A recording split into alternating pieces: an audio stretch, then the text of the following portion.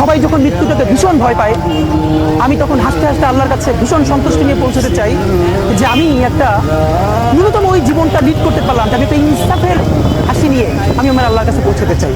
সবাই গলা রিফ্রেশ করো তাড়াতাড়ি।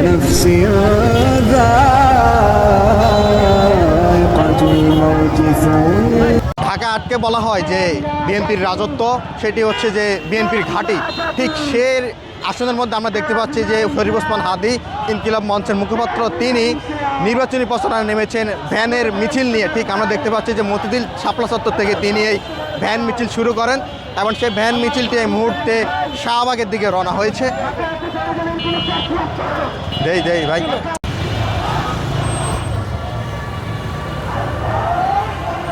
ঢাকা আটকে বলা হয় যে বিএনপির রাজত্ব বা বিএনপির ঘাঁটি ঢাকা ৮ আসন। ঠিক সেই আসনে বিএনপির যে যিনি প্রার্থী রয়েছেন মির্জা আব্বাস, তার বিপরীতে লড়ছে ওসমান হাদী। আমরা দেখতে পাচ্ছি যে ওসমান হাদী সকাল ভোর ফজর নামাজ পড়ে এবং রাত পর্যন্ত নির্বাচনী প্রচারণার কাজ শুরু করেন।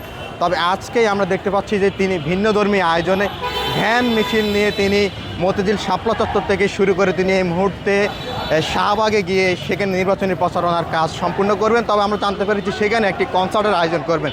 বলা যায় যে তিনি জামাত ইসলাম এবং বিএনপির ঠিক এই দুইটি বৃহৎ দলের বিপরীতে দাঁড়িয়ে এই মুহূর্তে তিনি একাই এই প্রার্থী প্রচারণায় তিনি দাঁড়িয়েছেন।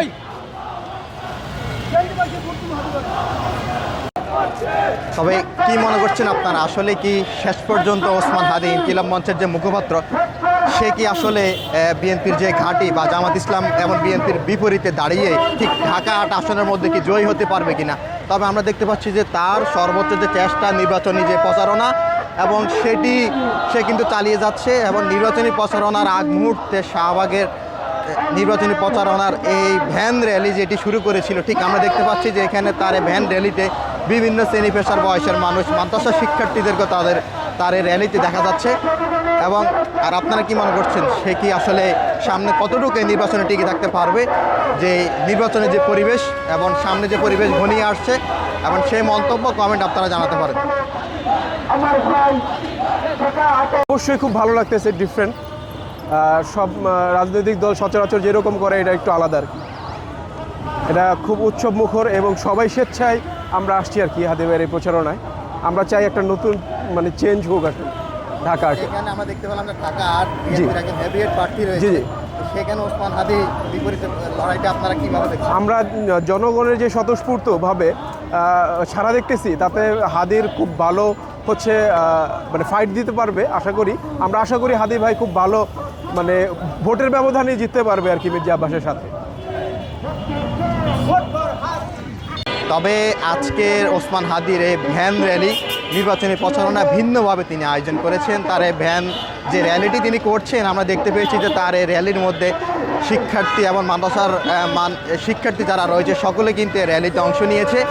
তবে সামনের যে নির্বাচন পরিবেশ ঘনিয়ে আসছে এবং সেই এককভাবে ওসমান হাদী আসলে কতটুকু এই লড়াইয়ে টিকে থাকতে পারবেন, কারণ আমরা দেখতে পাচ্ছি যে ঠিক তার বিপরীতে লড়ছেন বিএনপির হেভিওয়েট প্রার্থী মির্জা আব্বাস, এবং তার পাশাপাশি জামাত ইসলামেরও আরেকজন প্রার্থী রয়েছেন। বলা যায় যে স্বতন্ত্র প্রার্থী হিসেবে ওসমান হাদী এখন এই ঢাকার এই গুরুত্বপূর্ণ আসনে নির্বাচনে লড়াই করবেন। হবে হয়েছে।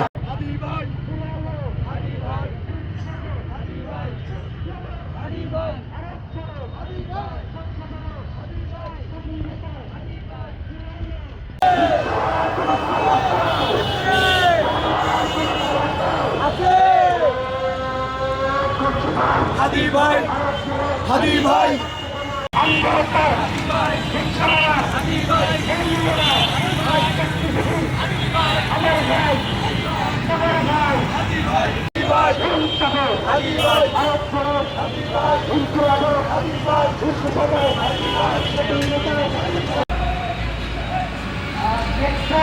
স্টেশনের নিচে গিয়ে আমরা